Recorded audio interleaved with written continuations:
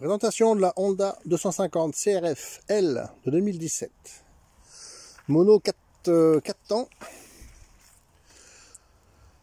Injection. ABS. Refroidissement liquide. Fourche inversée. Donc sympathique.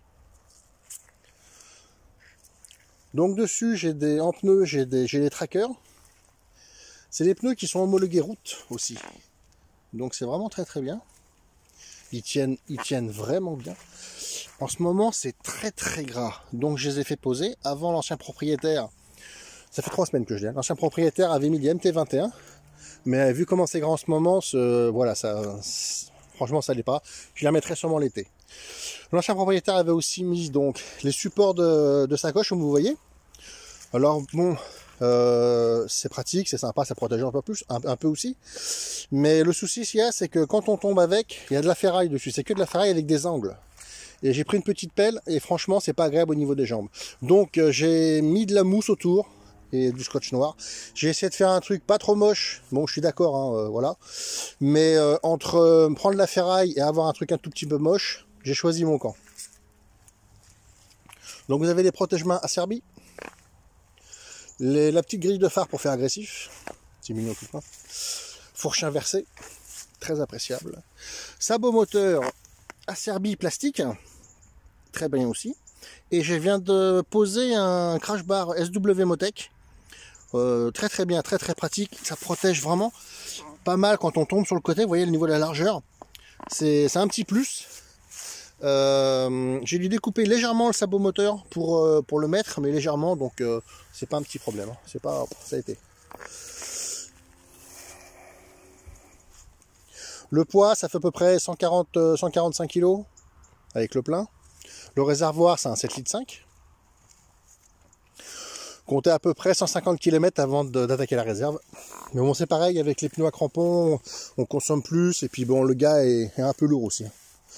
Voilà, on va mettre ça en route. Tableau de bord sympathique avec 2 tripes.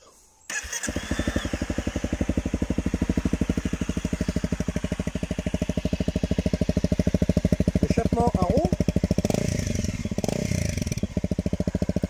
J'ai découpé un petit peu la cartouche à l'intérieur au niveau de la chicane.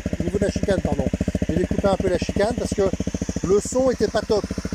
C'était vraiment léger. Bon, je recherche pas à faire du bruit, hein. Mais avoir un petit son plus sympathique, c'est plus agréable. Vous avez l'ABS, voilà, le petit bouton ABS là, déconnectable sur l'arrière, à l'arrêt. Si vous avez besoin de faire des petites glissades, sympathiques. Il y a moyen.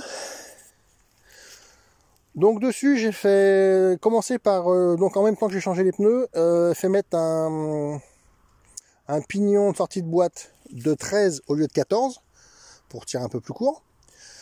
Et puis ensuite, je vais changer le ressort de l'amortisseur. Uniquement le ressort, mettre un Hollins adapté à mon poids. Ça va changer la machine. C'est-à-dire qu'au niveau du coût, ça reste raisonnable, hein. On est sur 150 € maxi, quoi, 100-150 €. Je vais pas m'amuser à changer l'amortisseur. Donc là, un ressort à mon poids, ça va être très bien. Ça va changer la moto. J'avais une 250 TTR avant, de 2004, donc là ça me change, hein, c'est un peu plus lourd. On est en injection, l'autre c'était carbu. Boîte 6 les deux, important aussi, boîte 6. Et je l'avais déjà modifié, pareil, des pneus tracker, le pignon de 13, et puis le ressort d'amortisseur, pareil, donc changé, et ça avait vraiment métamorphosé la moto. Et celle-ci, donc là j'ai plus qu'à faire changer le ressort d'amortisseur, et ça va être nickel. Donc c'est une moto qui va très bien. Pour le off-road, tout ça, c'est très bien. Attention, c'est pas une enduro, hein, c'est plus côté trail, hein, c'est voilà. Mais franchement, vraiment agréable. Voilà.